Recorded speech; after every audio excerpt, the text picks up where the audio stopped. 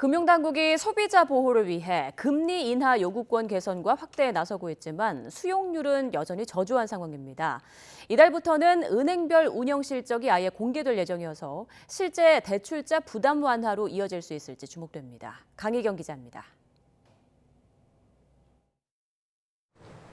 한 시중은행 영업점 창구에 금리 인하를 요구할 수 있다는 포스터가 붙어 있습니다. 대출 금리가 급격히 오르면서 최근 들어 대출자들 사이에서 큰 관심을 모으고 있는 제도입니다. 금리 인하 요구권은 신용 상태가 개선됐을 경우 대출자가 금융회사에 금리 인하를 요구할 수 있는 권리로 영업점이나 홈페이지 또는 모바일 앱에서 신청할 수 있습니다. 다만 신청한다고 다 받아들여지는 건 아닙니다. 여러 조건이 있고 은행별로 준비해야 하는 서류도 다양합니다.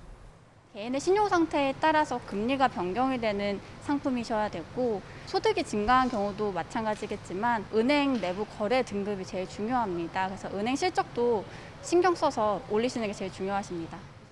수용률은 여전히 저조한 편입니다. 지난해 시중은행과 지방은행, 인터넷 은행에 접수된 금리 인하 요구권은 88만 2천여 건. 접수 건수는 크게 늘었지만 수용률은 26.6%에 불과한 것으로 나타났습니다. 전년도보다도 낮은 수준입니다. 이에 따라 금융당국은 올해부터 금리 인하 요구에 대한 심사 기준을 각 금융사 내규에 명확하게 반영되도록 하는 등 제도 개선에 나섰습니다. 특히 이번 달부터는 금융사의 금리 인하 요구권 운영 실적을 비교 공시합니다. 금융회사들 간 경쟁이 촉진이 되면 요즘처럼 이제 고물가 고금리 시대에는 0.1%라도 가계가 대출 이자를 낮출 수 있기 때문에 가계의 가처분 소득 증가 효과로 이어져서 하지만 금리 인하를 요구해봤자 이유도 모른 채 퇴짜당하기 일쑤인 상황에서 은행들이 수용률을 어느 정도 올릴지는 여전히 미지수입니다. YTN 강희경입니다.